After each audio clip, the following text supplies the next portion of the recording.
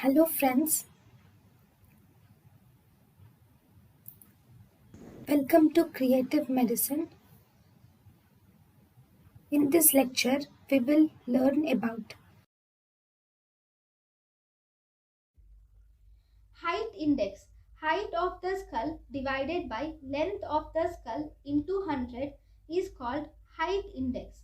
Height of the skull is the tip of the mastoid process from the bregma is called height of the skull. Length of the skull is anteroposterior length of the skull, which can be calculated by finding the distance between the glabella and the external occipital protuberance. So the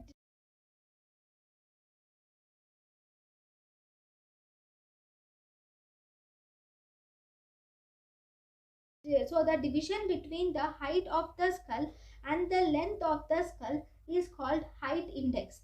Height index is 72 for negroids, 71 for caucasoids, 75 for mongoloids. Nasal index.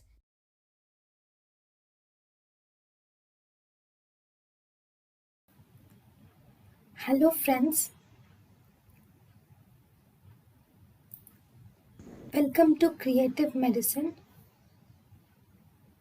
In this lecture, we will learn about